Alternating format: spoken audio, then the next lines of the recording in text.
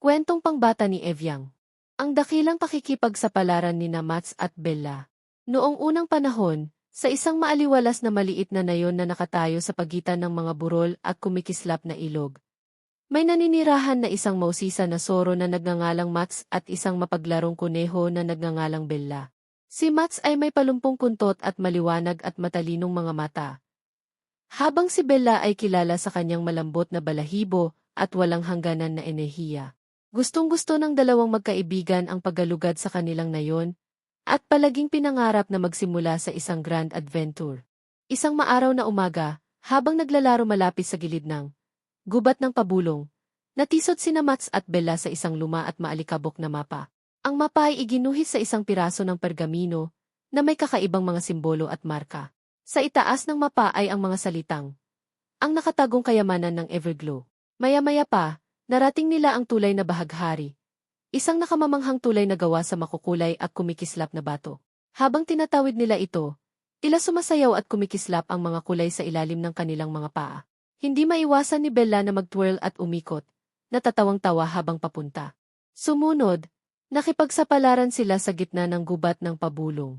Ang mga puno dito ay matatayog at sinauna. Ang kanilang mga dahon ay bumubulong ng mga lihim sa hangin. Maingat na sinundan ni Mats at Bella ang landas na minarkahan sa mapa. Nakatagpo sila ng mga palakaibigang nilalang sa daan. Isang matalinong matandang owl na nag-alok sa kanila ng isang riddle, at isang madaldal na ardilya na nagbahagi ng masasarap na mani. Sa wakas, nakarating na sila sa Gyan Oak Tree. Napakalaki ng tangkay nito, at ang mga sanga nito ay umaabot hanggang sa kalangitan. Mats at Bella spotted ang isang maliit na pinto sa paanan ng puno, na mukhang nakatago sa loob ng maraming taon. Sa malalim na paghinga, binuksan nila ang pinto at natagpuan ang isang hagdanan na umiikot pababa sa lupa. Ang hagdan ay humantong sa kanila sa isang magandang kuweba sa ilalim ng lupa, na puno ng mga kumikislap na kristal at nagliliwanag na mga kabute. Sa gitna ng kuweba, ay may gitna na nababalot ng masalimuot na mga inukit na mga uki. Lumapit sa kahon sina Mats at Bella sa pag-asa. Nang buksan nila ito, hindi ginto o hiyas ang nakita nila, kundi isang bagay na mas mahiwaga. Isang koleksyon ng mga sinaunang aklat at mga balumbon na nagtataglay ng mga kwento at kalaman mula pa noong unang panahon. Ang bawat aklat ay puno ng mga pakikipagsapalaran, misteryo, at karunungan mula sa nakaraan.